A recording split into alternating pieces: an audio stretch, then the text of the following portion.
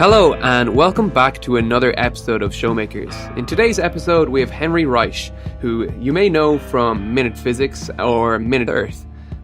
Welcome to the show, Henry. Thanks for having me.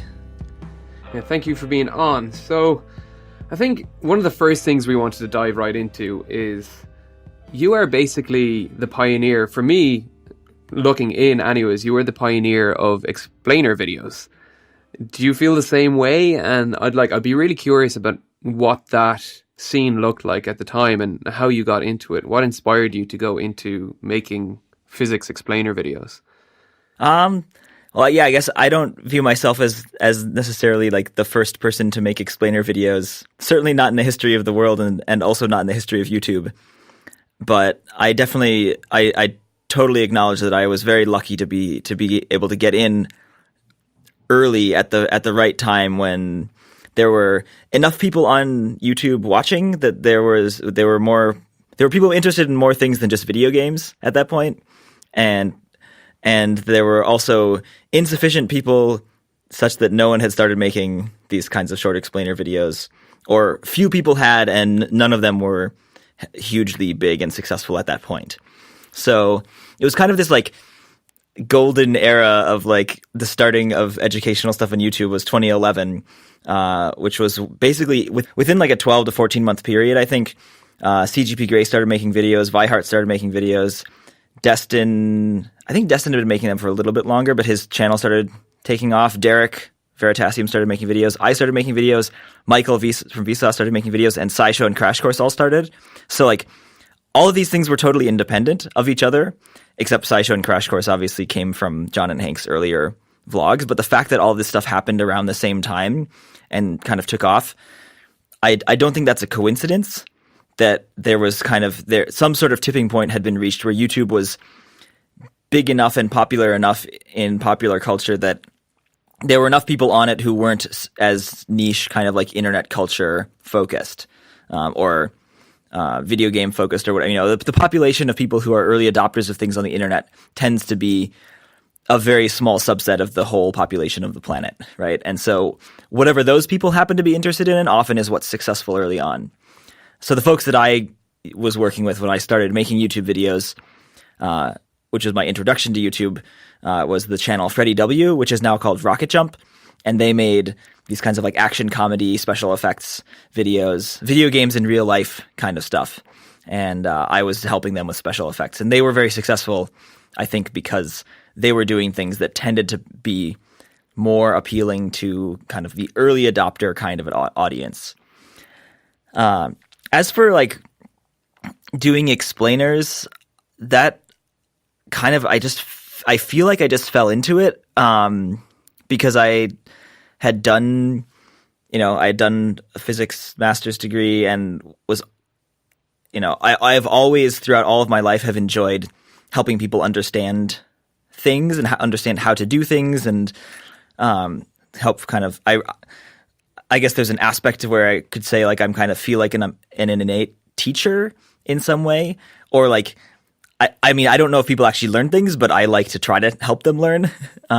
So that I think at some point that coalesced with my love of making films related stuff. I wanted to be making Hollywood films and doing like Lord of the Rings and Star Wars, right? That sort of thing. And that's why I got into doing special effects, because I was like, I want to learn how to make lasers and make, miniature hobbits and all that sort of thing, and put people into backgrounds where there's mountains when you don't actually live near the mountains. I grew up in a very flat part of the United States with no mountains, even though I now live in Missoula where there are plenty of mountains. So that's kind of, I feel like I kind of lucked in at the right time. Things coalesced in a way where I had enough experience with, learning science and then giving talks and explaining, my research to friends and family and others, folks at other universities, and then also had done enough filmmaking that as soon as I saw some explainer videos on YouTube, and this is the thing I think that I will say that I was not the first, because I saw RS Animate videos that were kind of they were time-lapse like drawing or sketch notes. They had taken some TED Talks or other talks that are like TED Talks and illustrated them. I don't know if you've seen, there's these like, people will do these sketch notes for talks where they kind of draw out a picture version of the entire talk, kind of like on a poster-sized piece of paper or whiteboard or whatever. And so these were some of the earlier whiteboard videos where they had done time-lapse or sped-up video of the drawings. But of course, like, they were taking material, the narration material was just from somebody's talk, and they were mainly just drawing things that were, the narration wasn't designed for having visuals attached to it, and the visuals were not really designed to be necessarily adding a huge amount of content, because they weren't, the people who were drawing the pictures weren't the same people who were writing the talk, and they didn't really necessarily understand the material as deeply as they might. So yeah, that was my first kind of inspiration of, oh, maybe I could, actually draw some pictures, because I'm horrible on camera, or at least at the time I was. I've gotten a lot better since then, but at the time I just sucked at being on camera. I felt really awkward. I looked really awkward. I was really awkward. Most people think that when they hear themselves recorded, they think they sound awkward, but like, I know that at that point I just was awkward on camera in a way that I'm more relaxed now. So I knew I didn't want to be on camera, and I had never really thought that I would be in some ways like the talent or the narration or the voice in any films that I made. I always wanted to be the director when I was growing up and making videos. I always got other people to act and other people to narrate, and I was just the guy behind the camera and the guy saying, do this, do that, or whatever. So it was kind of a weird transition to realize, okay, I can't be in front of camera, and I'm really not a good illustrator either, but like, yep, I can draw a stick figure, and I can talk into a mic if I have a script, and I can take a million takes and cut out all the bad parts.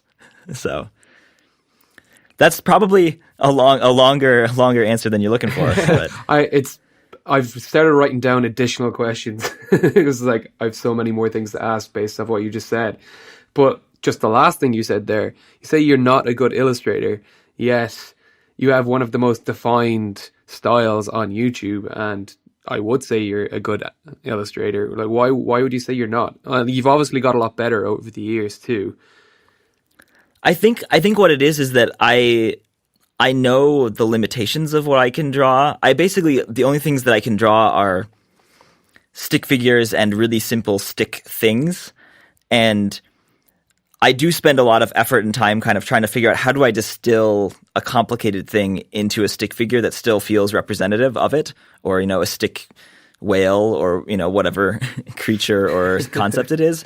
And I think that's similar to my videos, right? When I'm trying to take something really complicated and give you the essence of it in a way that's still recognizable and yet isn't, is simple. And I kind of, it's in some ways it's similar to like, people who do pixel art, but where they're doing pixel art for like a 16 by 16 like icon on a phone or something, back in the days when phones had, small icons, and they didn't have high resolution screens, or any sort of small icon you have, right? You have to give somebody an idea of what they're looking at, and you only have a small space to work with.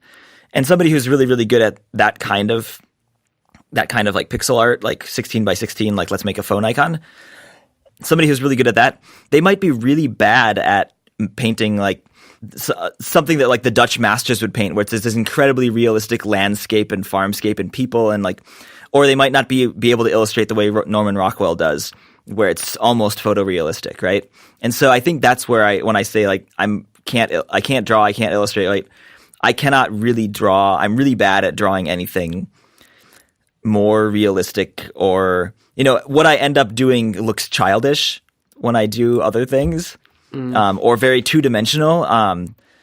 The way that, the illustrations and illuminations in like old manuscripts would be. It's like you're drawing a person, but this person is flat and there's no perspective and like no shading, and it kind of looks weird. Picasso-esque, right? Like Picasso went back to some of that weird no perspective stuff. So yeah, I think that's what I mean when I say like I can't draw, is that anybody can draw a stick figure or simple things, and the question is, can you figure out like what are the limitations of what you can do for what you're trying to do, and have some aesthetic. And I think what really helped me is not like my drawing skills per se, but my sense of composition that I developed from a lot of like photography growing up, and filmmaking and special effects, that I had a sense of like, how should you compose something? How do you organize it so that people look at the right things at the right time, and that it's like visually pleasing in its arrangement. And so then you kind of like you can sneakily trick people into thinking something looks good, even though it's just sloppy stick figures, if they're arranged nicely, right? It's like I'm taking piles of poop and putting them in a pretty pattern, and then you forget that they're piles of poop. So 5-6 years ago, when you started MinutePhysics, what did like growing a channel, what were the steps to growing a channel, and how did that come about for your channel? Was it like today, a lot of it has to do with external views. Was it the same case 5-6 years ago? I think that it's probably more similar than people would normally suspect. So when I started, because I had been working with Freddie W. and the Rocket Jump, what is now the Rocket Jump channel, they had done a very serious job of thinking through how to make a successful YouTube channel at the time, and what would it take, like what were the best practices. Now, obviously the number one best practice is make freaking good videos, right? Like you got to make good videos first and foremost, videos that people want to watch. Yep. And then there's a whole bunch of other things that you can do to kind of grease the wheels and make it easier for, people to find those videos and for people to share those videos. So when I started, I, of course, at the time had no clue and no, assumption that any large number of people would want to watch videos about physics drawn with stick figures. And so I was expecting, okay, maybe there'll be a couple hundred or whatever people that would watch these things, a couple thousand. But like I had been working for these guys who regularly got like millions, if not tens of millions of views on videos every week. And so my standards were just already like set very high, that like success was millions of views. And so anything smaller than that, I was like, didn't seem like it was that big of a deal. And so I think that the pressure was maybe less. So what I ended up doing was I started a channel. I decided for the first 2 months, I'm going to make a video every week. I'm going to email all my friends and family after I've made 2 videos. And so I sent out like 400 emails in mass email to everyone that I had an email for, regardless of how well they were connected with me or not. And I sent out a couple emails to science bloggers and things. I think like Sean Carroll and other physicists, and Phil Plait, who does Bad Astronomy, a couple people who might be relevant, just saying, hey, I'm starting up this YouTube channel in case you're interested. I feel very strongly that you should never ask somebody to promote you. I know this is like the opposite of promotion in certain aspects, but I think it's a reflection of my own feeling that if anybody asks me to promote them, I just immediately am resistant and like push away and push back at that. And I want somebody, like, if somebody has something they think is interesting, I'm happy for them to share it with me and for me to look at it. But then I want the decision of what I do with that to be mine and mine alone. So like if somebody says, hey, I made a new channel, will you take a look at my videos? I'll be like, yes, absolutely. But if somebody says, hey, I made a new channel, will you promote it? I probably won't even watch the videos then, right? Like, it's just like there's something that feels different about that. So I felt very strongly about that at the time. And so I very much did not do any promotion where I never asked people to promote what I was doing. I always just said, hey, I made something, thought you might be interested. And then I hoped that if people looked at it, the work would speak for itself. And then if they felt compelled to do any promotion, they would. And it would be then more genuine and more honest. And I would feel better about it. They would feel better about it, and probably would end up working better in the long run. So it was it was one of those very organic things where like you start a channel and after the first week, you have like 200 or 300 subscribers, and you make another video, and you get that video is seen by like all your subscribers and a couple more people, and maybe gets shared a little bit. Because when you have a really small number of viewers and subscribers, it's really easy for like a little bit of outside sharing to be a substantial increase in the views on a video. So you can get more views than you had active subscribers quite quickly. And so like, it was definitely sort of like an exponential growth where like in the first week it was 200 views, and the second week it was 300 or 400 views, and then it was like 5 or 6, and then 8 and 12 and 2,000, and then 3 or 4,000, and then after 2 months I was getting like maybe like 5,000 views a video. So I was not one of those people that started off with like some smash hit viral video. It was just a very slow, steady growth. But slow, steady growth when it's compound interest and exponential, like after 5 months, suddenly you're at 100,000 views or 200,000 views a video and subscribers. That sounds like pretty quick growth. Mm-hmm. It was pretty quick, but like at any given moment, it didn't feel big. So there was no like explosion. There was one exact explosion, which kind of, let's see. So there was one big explosion, which was when at some point in the first like 4 or 5 months, This will take you back. If you remember anything about old YouTube, there used to be a homepage which was the same for everyone. It wasn't customized, and so the homepage of YouTube would have the top trending videos from the previous day or 2 days of videos on YouTube, but it was exactly the same for everyone, and it was organized not just by the most trending, but there were also categories. There was like a gaming and a fashion and a sports and a science and tech and a film and video. And so these things were kind of, you could either be like in the top 4 videos on the entire site in terms of views for the previous couple days and get on the very top, or if you were the top, video or 2 in the category of science and tech, your video would be on the front page, even if you were the 100th most, viewed video on the site, because they had made these categories for people to look at. And because there were all these categories that were regularly updated with the most viewed videos, it was actually a place that people went to try to figure out what was interesting and find new videos to watch. So it actually got you a lot of traffic.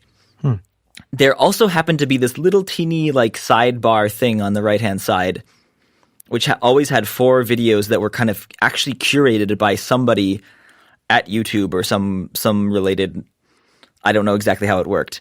And those were actually like put in by a person rather than an algorithm.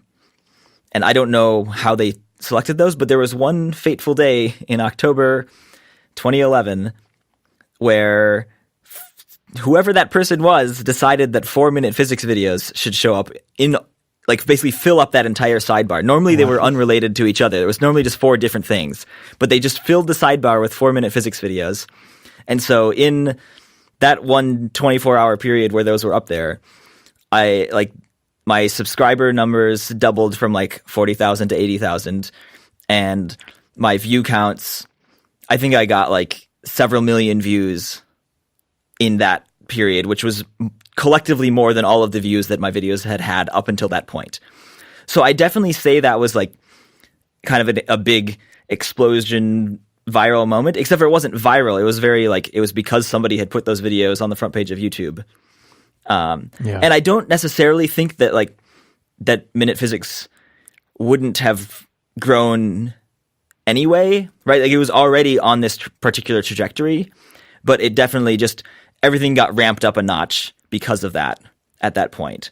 And then it was kind of like a nice, if you think about like exponential growth and there's kind of like a doubling time, and at a certain time you have to wait, and at that point, maybe it was like every 2 or 3 weeks, my number of subscribers was doubling at that point.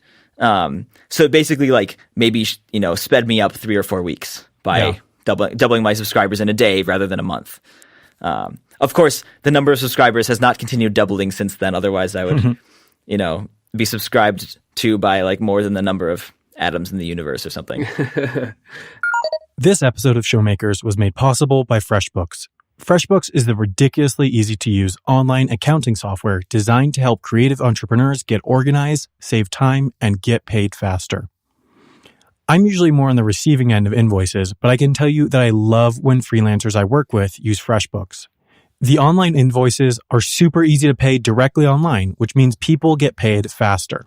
FreshBooks also handles late payment reminders automatically, which removes the awkwardness of reminding someone to pay. FreshBooks also has some other great features, like it can automatically import and account for business expenses straight from your bank account, so you don't have to waste any time combing through statements and filling out spreadsheets. There's even more FreshBooks can do to help with your accounting, so to find out more and get a 1-month free trial with no credit card required, head over to freshbooks.com/showmakers. Once again, that's freshbooks.com/showmakers for 1 free month of FreshBooks accounting.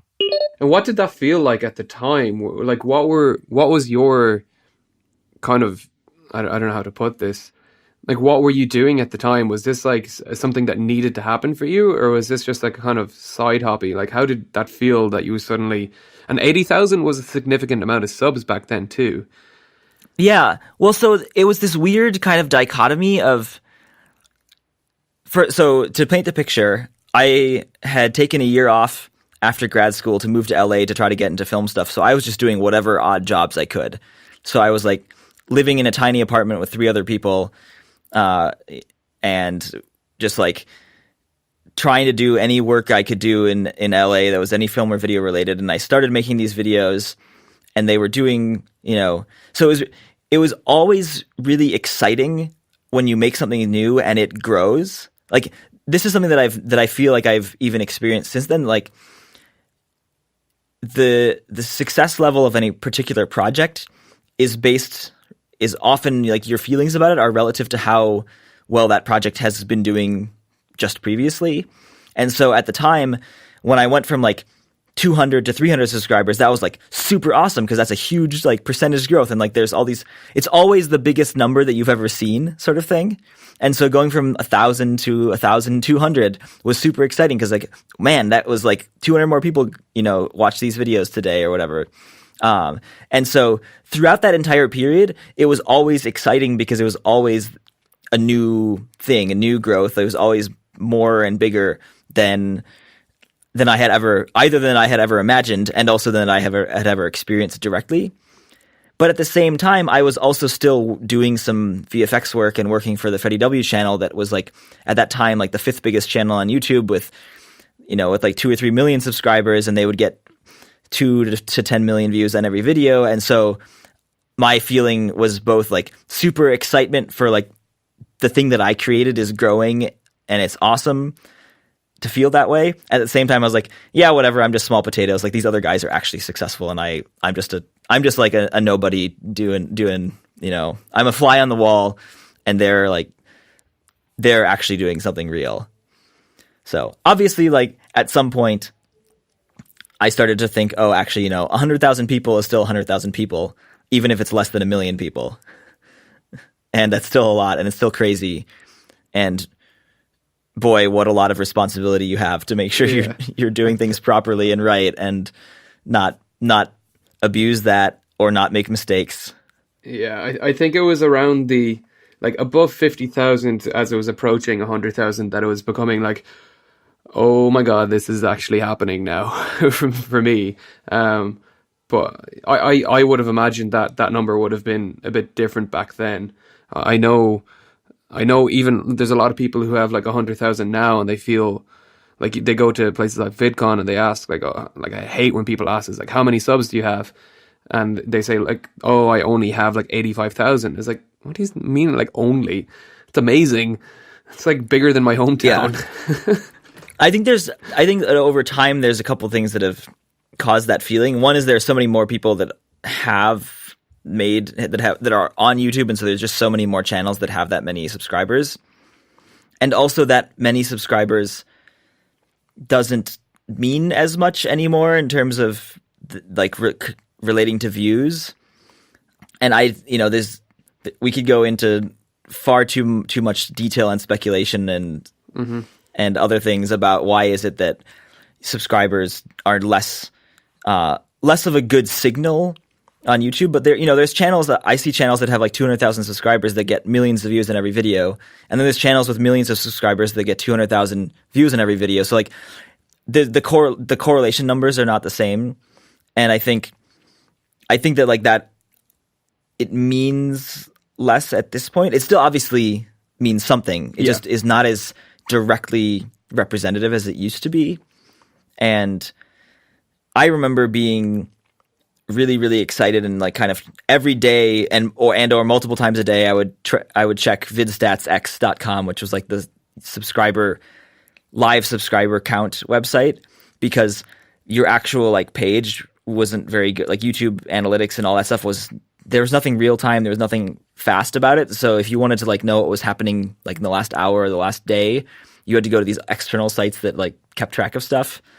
And I would go there all the time to be like, so how many subscribers did I get from posting this video or this day? Or like, oh, I just had a big bump. Like, what was that from? And over time, that excitement from like just new subscribers subsided. And I think the point at which it like went very quickly from being like, I am caring about this a lot to I don't pay any attention, was when I reached 1 million subscribers. And that was a number that was like big enough that I was really excited like to have like for the audience to have gotten that big from the videos. But at the time, and then after that, I was like, well, any number, like I'm not really going to reach any other real milestones after this. Like the next milestone is like 10 million or 100 million or something that's like unattainable. And it's already big enough that like, why do I need to bother keeping track anymore?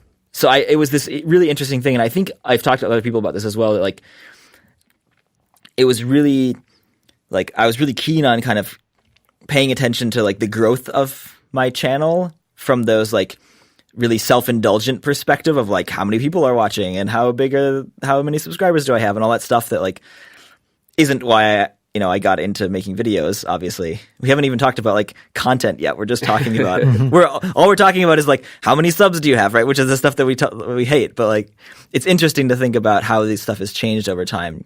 And I think there's kind of like a human nature component that like we have these like round numbers or big numbers that feel like targets in our minds, and then there's things that like, oh, that would be really cool if it got there, and then it does, and it's super exciting, and then you kind of move on from there. But there's something about 1 million where suddenly we like 1 million is like the biggest number that maybe you could even like have some concept of how big it is, and also like feel like it's a reasonable milestone, right? Whereas stuff bigger than that is just kind of in this nebulous, floaty, I don't know what it is world, right? How it's big, but I don't really have a good sense of how big. Yeah. You definitely get desensitized a lot to the numbers when you're kind of looking at it from more of a job perspective. I think it's just healthy to stop paying attention to it too, because it was something, especially because the pressure was so big for me to get it to work. I had to stop checking it, because it was like every like 20 minutes or something I might be checking my stats. Right. There's apps on your phone now that you can go through and check, and it became this like addiction of like, how am I doing? Is my video blowing up? Is like, because every now and again you get a little bump and you get excited, and that dopamine is addictive. But yeah, right. And there's some aspect of that which is like that's what keeps you going and excited about things and motivated through like when you're starting new projects, right? Like that sort of excitement about the unknown and the it's like a new adventure where you're experiencing new things, and it's especially when it's maybe not actually necessarily the best use of your time. Like when I was doing all of this was like I was supposed to be doing homework for film school and working on film school projects, and I was like spending half of my weekends making these stupid stick figure videos to put on YouTube instead of like working on my actual like MFA projects, right? So then it's the stupidity of doing the YouTube stuff seemed to reverse a little bit once I quit film school to like do YouTube as a job. But at the time, it feels like I imagine you guys felt like that, right? Like at some point, you felt like, oh, I'm just doing these silly little projects. Like, is this actually what I should be spending my time doing? Well, no, I had no choice. Yeah, we had both very different stories. This is what I'm trying not to mention in the podcast, because I've said it nearly every second one so far. Right. Of that, like, no, I quit my job to start it from zero, so I was under immense stress trying to make it like a thing, because I had this like big fire pit of unemployment and no money under me. So it was a bit so at the different, same time, though, like you need this thing to like like there's an excitement because there's a risk element to it that you need it to be like you need it to be successful and you need it to do well because you're investing time and money into it. And for me, it was like I kind of need this to be successful because I'm like sacrificing other things that I should be doing instead of this. You kind of went whole hog and just quit your job, whereas I was doing this for a while on the side of other things, and then quit those other things, and then committed full time. That was one of the things. Is like I think the landscape of YouTube is incredibly different these days. Like I don't think anyone in their right mind would ever have looked at YouTube 6 years ago and say, "This is a full-time job that I can just like pursue." Right. But like the professionalization. Well, so that's what's interesting is that Freddie Wong and Brandon Lotch, who were the guys that I worked for when I started, that is what they did. Oh, okay. But they were in a different like area of YouTube. And so they did the same thing that you did, where they said, okay, we just finished film school and finished this. I think they were a year or two out of film school. They had done like some feature film that didn't make any money or whatever, right? Like most small indie feature films do. They said, okay, let's play around with this YouTube thing because we see other people on the platform making money. They were looking at stuff like Smosh, which was like the big thing at the time, which is still the big thing. But they had seen that there were other successful channels, and they were saying, okay, well, what if we intentionally make viral videos? So they were some of these guys who actually sat down and in some ways like figured it out before it had been fully figured out. There was kind of a couple channels in that 2010 period that were some of the first ones to intentionally start channels with a particular purpose and try to be successful, rather than a lot of these other channels were just people making videos and randomly one particular thing would go viral and then that became what they did, right? Like this is how Smosh or the Fine Brothers or a lot of these other channels got the formats and the styles that they did, is like they tried a whole bunch of different things. They were throwing stuff at the wall and seeing what stuck. Whereas like Freddie W. and Epic Mealtime and FPS Russia, like those channels were people who started making videos intentionally with a show idea in mind at the beginning, and they basically, that was their intent, was to do this and see if it worked. I do think that like that wasn't at all in the mindset of anybody in kind of like the science education whatever realm, and so it took having people kind of stumble into it being a potential job, like me and CGP Grey and Destin and Derek, all of us who kind of never really thought it was going to be a job, and then until it was. It took us doing that, I think, in the education part of YouTube to then open the eyes of other folks like you guys to say, oh, this could actually be a job, and so it is worth it to just like quit my current job and like do a push to see if I can make this work. What did you, if you don't mind my asking me, Brian, I know you've probably talked about this on the podcast, but how long did you set for yourself to like try this out before you were going to stop and call it like a failure? Well, I don't think I was ever going to stop. Like it was something I wanted to do, but I'd saved up for 3 years of my, like when I was working, and I didn't really know what I wanted to do at the time. I was like, I'm just going to save up as much money as possible because I know I don't want to do this for the rest of my life, and I'm going to find some project that I want to work on for a year. I'm going to work it on a year, and hopefully it becomes a full-time job. I set like a year. So, okay, so if this doesn't work out in a year, I'll go find another job. But my money ran out within 6 months because I went like traveling around Southeast Asia with my girlfriend. So it didn't quite last as long as I'd hoped. Were you like making YouTube videos at the same time? Yeah, like I was. Okay. I wasn't traveling all that often. Most of the time I was traveling by myself, to be honest. But yeah, I mean, it ran out quickly, and I moved home. And I'd say there was about a month period there when I moved home to Ireland that it still wasn't making any money, and that was probably the most stressful time for me, when I was like, I don't want to be home. I feel like I've completely failed. And then I did the collaboration with Sam, and things just blew up, and I was like, okay, this could be a thing. And and then like it's just been on the up and up since. I think I hit like 100,000 in. It took me about 10 months to do that, I think, and then it's hit within 6 months of that. It hit 500,000. So it's just like, Well, I like think you said, we both went from like 5,000 subscribers to 100,000 in about a month. yeah, Right. yeah, Which is, I'm just thinking that's completely different from your story, Henry, in terms of, because we absolutely had that explosion. And so we were like a weird combination of stumbling into it, but also Brian was more calculated. Well, that we hit some weird viral gold seam there that like we were kind of struggling to get in, and we had hits between us. Like my first video got picked up by the Huffington Post, but I got no subscribers off that at all. I think I got maybe 50, but the video got like 1 million views because it's all external views, and people who's watching on Huffington Post don't subscribe. So those kind of views are pretty much worthless. The same, like Reddit bit better, but external sites not so good. But if you're getting views within YouTube, that's when you start seeing this huge like subscriber thing. So like you got onto the front page of YouTube, which would have been hugely valuable. I don't know. I think I've been on trending once, and that was like 2 weeks ago. So I don't know. I think a lot of it was suggested videos and stuff. Right.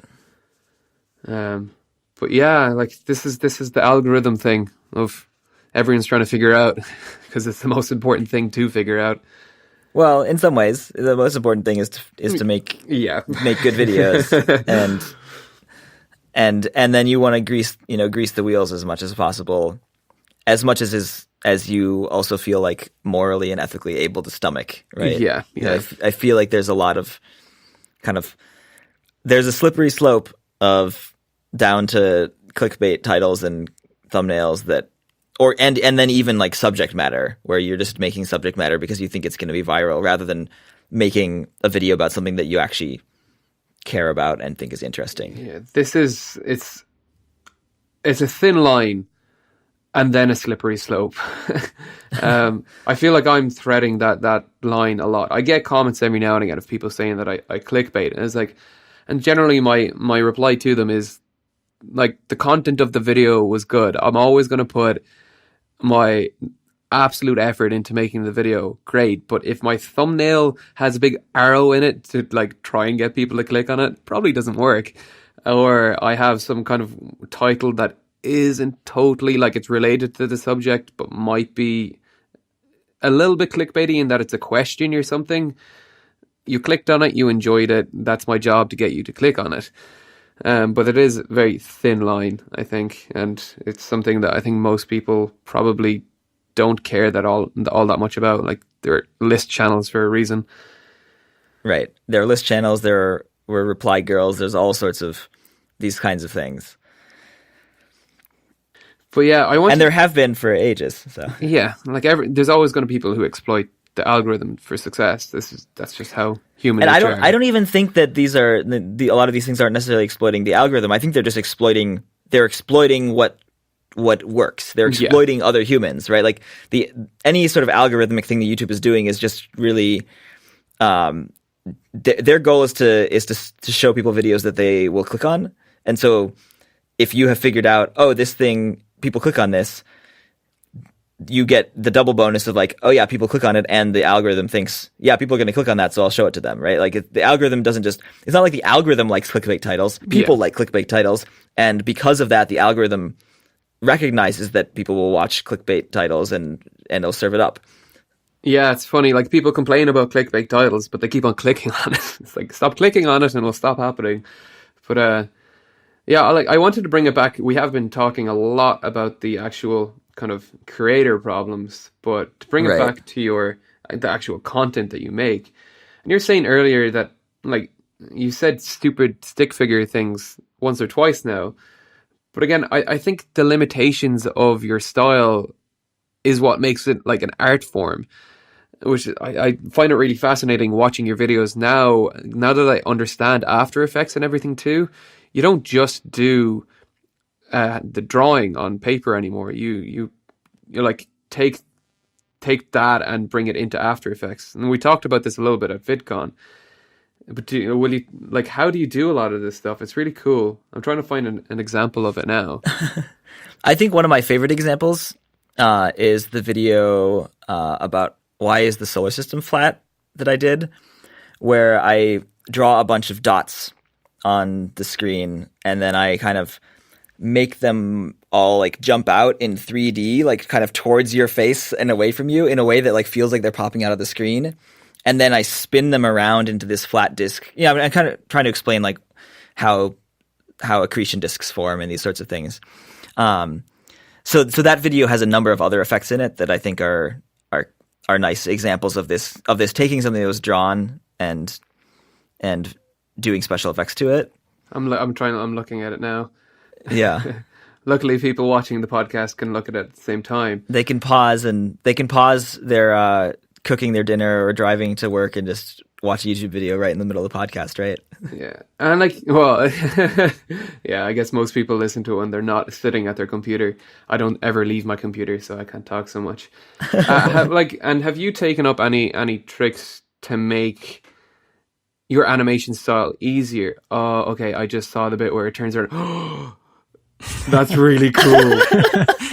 How did you do that? That is so... I love that reaction because that reaction happened, like that gasp happens so frequently when people watch that video, and like it just that's why like I feel like it's like that is partly why like what makes it worth making videos is when people have that kind of reaction to something you've done, and you're just like, man, I don't care how many views that got, but if I can hear that reaction from somebody, like my day has been made. And it got 6 million views, so well, that. Since like 4 years ago, and the reason is because that's been the video that I have pinned on my homepage because I like that video a lot. That is good. That and the motion blur and everything, it isn't brilliant. This is the sort of like I don't know how to do like smooth animations like that. I'm trying to learn, but that's pretty. Everyone go watch it. I have talked about the power of vertical integration in past videos before. It's one of the primary strategies Tesla and SpaceX use to eliminate costs by manufacturing everything in-house and selling directly to the customer. Today's sponsor did something similar, but for the mattress industry. Casper is an incredibly engineered mattress that sells at a fraction of its competitor's price. They created a mattress from springy latex and supportive memory foam that is delivered in an unbelievably small box, allowing them to drastically cut the cost of shipping and allow them to ship directly to your house and pass the savings on to you. The mattress can ship like that because it's vacuum packed, and when you unbox it in your home, air rushes back in to form the most comfortable looking mattress you have ever seen. If you don't believe me, you can test it for yourself for 100 nights risk free, and if you don't like it, they will come and collect it and refund all your money. Mattresses can often cost well over $1,500, but a Casper mattress costs $500 for a twin-size mattress, $750 for a full, $850 for a queen, and $950 for a king. What's better, if you go to casper.com/showmakers or use the code showmakers at checkout, you will get $50 off any mattress you choose. So it's I think it's really easy to get into the weeds a lot with animation stuff because it's very technical. Like what kind of adjustment layer and transparency and blending mode or whatever do you use to make it, and how do you smooth do you use Bezier smoothing or all that stuff? Like we don't need to get into that because that's like. We can talk about that at some other time, Brian, right? Like that's the kind of nerdy, like specific stuff that makes animation kind of intimidating and boring to actually do. But I think I don't think I ever would have done as much animation in MinutePhysics had I not had like a background doing visual effects that were more of the like explosions and Hollywood style, like Lord of the Rings, like photorealistic visual effects, where there was a lot more focus on having things feel right, rather than like motion graphics, where often you're trying to get a particular style, or like motion graphic is more caricatured, right? Whereas if you're trying to add an explosion or a muzzle flash in, or like you're trying to put a person in a place that a person could never be, right? Like you want to make it look like somebody gets run over by a car. You have to do a lot more subtle, detailed, and really nitpicky work. And I think that background enabled me to like not be intimidated at all by just being like, okay, so I got some drawings on a piece of paper. Well, how do I make them continue to look like drawings on a piece of paper, but also move and do interesting things. And my background, my time spent with the Freddie W channel was instrumental in kind of teaching me that like your goal with visual effects is to cheat as much as possible and do as little work as you actually have to do to sell the effect. And so you want to use as few effects as you have to. Like it's like point the camera somewhere else for most of the time and like use a sound effect for most of the effect, and then like just show a little bit. Like you kind of suggest what's going on, and people can fill in the gaps and not realize that maybe they've never actually even saw the effect that they thought they saw in a movie. Like unless you have $1 bajillion and you're Michael Bay, and then you can actually like make all the Transformers and the entire movie is Transformers and special effects. But if you're doing it yourself and you're doing it on a budget, you want to sell the experience rather than just showing a particular fancy shot. So that's, I think, something that I have, when I started, I didn't ever do any special effects. And it took a while. Like, it was a very gradual process where I, as you said, I was like constrained by the form and the format. For me, it was like personally a huge big deal the first time I used color in a video, and it wasn't just drawing black on white. And I don't think anybody else probably noticed. But for me, it was a big deal because like I was aware drawing that I only ever used the black marker. And so suddenly bringing out the red marker or the blue marker was a big deal. And the same thing with special effects is the first time I used special effects to do something, it felt like it was this kind of momentous occasion for me that I was kind of breaking out of the format that I had set myself in. And so I had to have a really good reason to do it. And that the reason had to be that it was somehow enhancing like the science communication aspect of the video, that I was going to be making people be able to understand something better because of the fact that I used a special effect. And that's still my main goal. Like I try to avoid any sorts of fancy stuff for special effects as much as possible, both because it's a lot of work, but also because if you overuse it, then it no longer becomes special when you do use it. And so having it be special for those special moments is how you get somebody to gasp, and like you did in that moment when you were just watching that video, right? And if the entire video had been full of special effects, you would just been like, oh, whatever, it's another special effect. But somehow, because like the entire video was these stupid little stick figures, suddenly when the stick figures like pop out of the page into your face, you just like don't know what to make of it, right? It's the unexpected that gets you. But yeah, like this is something that I'm kind of wondering about at the moment, because I would love to be able to work towards, like in a nutshell's production quality. And they are the pinnacle of production quality on YouTube at the moment, I think. Anyways, I don't think there's anyone who puts more effort into a video than them. I think I'm going to disagree with you on that last part of that. I think there are plenty of people who put more effort into or put similar amounts of effort into videos. I think the effort level is separate from like the particular aesthetic of it being like feeling polished. Like a lot of people put a lot of effort into things feeling not polished because that is the aesthetic that they have. Like I know, for example, that Smosh for ages had big production crews and lots of people working on it, and they put a lot of effort into making it still feel like it was just two guys living out of their mom's basements filming like on handy cams in like suburban Sacramento, right? Like they wanted it to feel like it was just the two guys still doing it, even though they had like a professional team. I did not know who Smosh were, and I just looked up their channel. Holy balls. 22 million. Brian, I pointed them out to you. They walked through the lobby of that hotel that we were at in Amsterdam, and I pointed them out to you.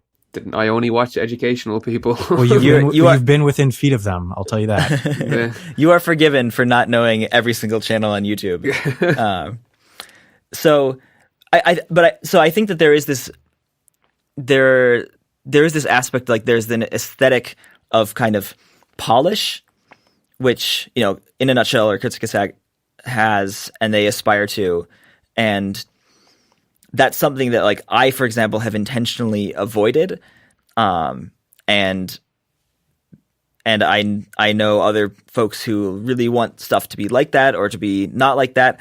And I think for me, what my philosophy is that whatever style you choose, you want to make it your video to be kind of the best and most beautiful thing it is within that style. And so that's where like I want to be drawing like the cutest stick figures and have my stick figure animations be like ones that make people gasp from seeing like some dots move around on a screen, right? Like that's literally what happened. But like I want to, my goal is to kind of, when I succeed at making a really good MinutePhysics video, it's that I have taken that format and done the best thing I can with it. Yeah. And I think that's what's the beauty of YouTube and the beauty of the internet is that not everyone is kind of beholden to this same feeling that like Hollywood and corporate kind of interests prior to this point would have had you believe that you need to have it's called like production quality in quotes, because like somehow if you don't have it, you haven't made something that has any quality. But there's so many movies that have and YouTube videos that have high production quality that are just utter crap. Like they look like they've been filmed very professionally. They look very good. They've used really good cameras. They have really great quality sound, but like doesn't mean that they're good movies, that the story's compelling, that the acting's any good, that the music is any good, right? The music can be recorded really well, but if it's not a good piece of music or a good performance, it's not good. And so production quality can help those things along. And I would say like I attempt to have the best like production quality in quotes that I can on my stick figure videos or my stick figure animations. So I just feel like I understand. I know what you mean when you say that in a nutshell has like kind of high production quality in the sense that they have like animations that are really, really elaborate and aesthetically pleasing, and they like are detailed and they have a really strong sense of style, and it's like this very modern flat, thing that they do. Flat being the style, not being that it falls flat, right? Mm-hmm. And all of the animation has like everything animates in and moves in a very like pleasing way. So I totally get that, and I get that like that's something to aspire to is that you want to aspire to that as well. I just think that that whether or not they put more effort in to making things, like it's not that they put more effort in necessarily. Like I know that their videos, it also takes longer to do some of those things than other things, but other people put huge amounts of effort into stuff that kind of looks sloppy, and sometimes it's because they don't care about the looks, and other times it's because they're trying to make it look sloppy and they're putting a lot of effort into that. Well, a good content, good actual narrative can, make a video with poor production quality a good video, but good production quality can't make a video with poor narrative or poor content a good video. It's kind of like it's like an addition to a good video. It's something that makes a good video, flashier. Right. I do think that there is a lot of stuff that like because it has high production value and makes it look professional, and it gives it additional like audiences like respect it more and are like feel like it's more like it's better even if it is kind of a crappy video. Yeah. So I do think there's an aspect of that, but it's true that like good production quality can't save a crappy video, but it can trick people into thinking it's good for a little while. Mm-hmm. This episode of Showmakers was made possible by Squarespace. Squarespace allows you to easily and quickly create a beautiful website or online store using their templates. It powers wendoverproductions.com, realeNgineering.net, and Showmakers.fm because it just works. If you ever have an issue, they also have award-winning customer service 24/7.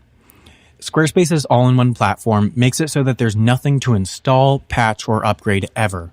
And by going to squarespace.com/showmakers, you can get 10% off your first order from Squarespace. Once again, that's squarespace.com/showmakers for 10% off your first order. I think it's important to realize that we didn't start off knowing how to do what we're doing. Right. And I'm absolutely still learning. My videos are evolving every time I make one.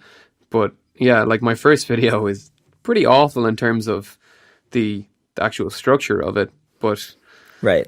Yeah. No, I think that's a really good exercise when you're thinking about bringing people on for, maybe you're not bringing people on for a second. It's a really good exercise to go back for any channel really to go back and look at their first videos, or their first videos that happen to be in their modern style, because certain channels used to do other things, like Vsauce used to do like video game videos and weird list videos and stuff, and then it became science. And so you go back and look at some of those early ones, and you can kind of see the trajectory people have come on, and how much they have changed, and also how much they haven't, right? Like a lot of videos, a lot of creators, what you see is that the production quality has changed, and maybe a little bit of the tightness of the script or the editing or whatever, but there's still kind of like the essence and quality of like what makes their videos good is still, like, a lot of times when you go back and look at the first couple videos made by a creator, like, they're still like enjoyable to watch. Like, you're still like, oh yeah, that's a Vsauce video, even though it doesn't look and feel exactly like Vsauce videos do today. And you go back and look at the first MinutePhysics video, and it's like, I look at that, I'm like, I would never make that video today, not a million years, right? But it still feels like a MinutePhysics video. And most people, I think, are like that. There are a few exceptions. I think Derek Veritasium is one, where his first early videos were very, they didn't really have this, like, the spark that his videos do now. And I think that's a testament to like his incredible effort and dedication to figuring out how to make good videos, and how to make himself like be more like animated and energetic in ways that like are infectious. And like Veritasium videos today are like amazing. But I think it's also, and as you're saying, it's also really good to go back and look at old videos to remember where you started, and that you didn't start at the standards you have today. And other people, if you're hiring somebody, maybe you hold them to your early standards or something like that, and hopefully over time they can catch up to where you are. Yeah, I think and this applies to any business. And I think I probably am more business orientated than I am with like the whole just making videos and stuff. Like I'm obsessed with this side of stuff. But I think it's important with anything related to this is when you're hiring someone, you're hiring because you see a spark in them that they're capable of doing something, not because they're immediately able to do it. And like, that's how, when I saw Mike, I was like, immediately, please come work for me. You have everything that I need, and I'll train you up to do what I do exactly as I do it. I know you're capable of it. And that's how I've met another guy in Galway, my hometown, and I think he had like 50 subscribers. Like, he's probably going to listen to this. He's a friend now. And he was making just book reviews, and his name is Aidan Breen. He was making like book reviews of kind of startup like books, like 4-hour work week and stuff. But his on-camera presence was incredible for someone who's just started doing YouTube. And I just immediately said, like, right, let's meet up. Like, I want to work with you in some way. Well, I didn't tell him that straight away, but I told him when I met him, is like, I'll figure out something to work on with you. You have the capability. Let's figure it out. And that's what I enjoy. I like finding people who have potential and figuring out something for them to do. That makes me excited. I like helping people do things, I guess. Awesome. So when's your second channel going to get fully populated, or you're just going to be going for the video every day approach? Yeah, I was kind of going more for releasing other series on my channel now that are branded slightly differently, so people know that, like, say I don't use the blueprint thumbnail or something, so people know that it's a different series. That's one route. Like, I have the second channel that I fully intend to aspire to making a thing with Real Engineering 2, which was just meant to be college grade education, and I just got the first content from my university there, so that is making a bit of progress. But it's just, again, I am going to have to hire someone to actually come in and animate it, or like write it into a more like constructive script. But yeah, that's the difficult bit of actually just finding people to hire, I think. But I like taking the approach of just grasping the moment when I see someone with a bit of talent rather than going out looking for them. Right. Anybody who is really good at making YouTube videos, don't start your own channel. Start working for Sam. That's how it finishes, right? Or start working for Henry or whatever. Just one of us. If you're listening and you live in Montana and you want to, and you're really, really good at making videos and you want to work for me, get in touch. Yes. This entire episode has been a secret HR hiring attempt.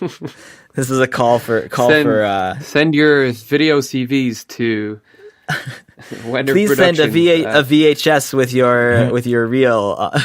You have to live within 50 miles of Missoula, Galway, or Edinburgh. I don't care where you live. Oh, I guess not. That's number one rule. Be wherever you want to be. I don't care. Actually, that's something that I would be curious to chat with you guys about for just a second, because that's something that with Minute Earth we have had that attitude of like people can work from wherever because we're an internet video company, for God's sake, right? Like why don't we work from wherever? But a lot of other creators do have kind of, when they have increased and expanded, they have expanded locally. Hank Green has hired people in Missoula, or other folks that Destin always tries to get people local to him in Alabama, and other people try to work where they're actually working in person. Do you have, first off, do the people that you work with, do you ever meet them in person, or are they, at some distant time zone? And second, how do you feel about, do you feel it's totally fine to work remotely, or would you like to work in the same place as people? Well, you're not going to find as good people if you restrict yourself to just, wherever you live. Yeah. I think the number one thing is just finding people who have the talent to create something amazing. And if you're restricting yourself to your local area, that's going to be difficult, especially if you're from a small area like me. I'm not sure how big Missoula is. Edinburgh wouldn't be particularly big either. But the other side of it is, when I'm working here and I'm going to sleep, Mike is starting to animate on his time because he works on LA time. So that kind of works out for our workflow, because we don't have the professional Adobe suite where you can work on the same project at the same time. So it's actually really helpful. That's actually a really good point. The person who puts my audio together, what I love is he's in, I think, the Mountain Time Zone in the US. So he's 7 hours behind where I normally am in the UK. So if I record in the evening, I send the audio over to him, and by the time I wake up, it's ready. So the time zones can actually be really useful. It's going to be really useful to have someone on the other side of the world. The sun never sets on the Wendover Productions and Yes. Real Engineering empire. Round the clock. 24/7. Yeah. I mean, we've had that experience with Minute Earth where it can be at times really helpful to have people be working when you're not. But then the flip side of that, when it's really challenging, is anytime you need to actually meet with somebody and do like a kind of video chat to talk through feedback and make changes. And maybe that's not the way you work, but we are like very heavily interactive. And so it's very much more helpful for us to actually be able to like be in this similar enough time zones that you can talk with somebody on Skype for an hour if you need to give feedback. See, like what I do in that situation, like we use Google Documents, which is incredibly useful for collaboration, because you can send one link and you can edit the same document at the same time. So that's right. Generally my workflow would be, I'd write a script, send the link to Mike. He would put in any comments that he thinks needs to change, or there's like spelling mistakes, or thinks that something needs more verification or something like that. Once we come to a first draft, I'll block out what needs to be stock footage, what needs to be animated, like corrections or anything like that. And then I'll assign like an animation to him. It's like, okay, can you work on this? I'll work on that. So all of our communication occurs in that single Google document, which works perfectly because we never really need to talk. We'll get onto a Skype call every now and again, but for the most part, we don't actually need to talk that that single document has everything we need to make a video. So at the end of the day, like if he's done an animation, does he give you the files and you then can you can fiddle and tweak with it to get it to how you want it if there's changes? So we use we use Google Drive, so we have all the footage, the animations, everything in a single folder. So this is why him being in LA works for me, because we don't have the Adobe Premiere team project thing yet, which it does allow you to work simultaneously on the same file. So I'll work on Premiere during the day, close it. He can open it while in his evening time, because he works a full-time job still, and he'll work on it. And then when I wake up, I can review his changes, put in some suggestions into the Google document of changes that I think need to be made. And it's just like a nice little cycle there. Cool. Yeah, we have similar stuff. Like we use Google Docs and Dropbox for everything, and Slack for communication and other things. But we just, for whatever reason, our process involves a lot more like in-person meetings and discussions about animations that are happening. And so time zones, man, those things are annoying. Yeah. I mean, I think I've gotten very used to taking business calls at any hour of the night. Yeah. So I think that I am totally fine with that too. And I think that's part of this life that we are living. But I'm curious what you'll find as you start working with more people, whether or not that will be the case, because we have now people who people who work for me actually want to have normal lives and they have families and they have obligations. And so they can't take calls at random times. So that's kind of I would be fine taking calls at random times, but they aren't. And I think that's something that has been an interesting thing as the kind of the team that I work with has kind of grown and matured over the last 3 or 4 years, is that we're much less in that crazy startup mindset of who needs sleep? We're just going to make this amazing thing, to be well, actually, if we want to have long-term good quality lives, that's not a sustainable way to live. You can do that for a year, but you can't do that for 10 years. And so unless your plan is to make it big on YouTube and then get out in a year and go, live on some tropical island for the rest of your life. The absolute dream. I think, if you're expecting people to take calls late at night, you have to give them some sense of ownership of what they're making. This is one of the things I hated about my job working in oil and gas, was that I was expected to take calls at late at night because the Norway office was awake and I was in Malaysia, and I wasn't getting paid accordingly. I wasn't given any ownership of the product. It's you can't expect people to do that unless they're being given some sort of incentive to do it. But yeah, it's interesting. I think when you make the team bigger as well, you have to scale very methodically, especially on YouTube, because it's not something that scales easily, because it's a creative platform. You have to be very methodical and create, not do it too quickly. Yes, agreed. Well, thank you guys. This has been a blast to chat a bit more. I feel like we were talking a lot of shop, but maybe that's what you want, or maybe that's what people get, regardless of whether or not it's what they want. Yeah, I think we should probably do some sort of survey to see what people actually like us talking about. But yeah, the idea of the show is giving a kind of more inside look of what it is to be an online creator for people who might aspire to be an online creator, or just are interested in it. Cool. Well, yeah, Henry, we really appreciate you coming on, and I think that was an interesting talk. Great. Well, I'm sure we will be in touch later. Mm-hmm. We will. Yeah, we need to make that trip out to Missoula. Yep. Indeed. You are more than welcome anytime. All right. Thank you again. All right. Talk to you later. Okay, bye-bye.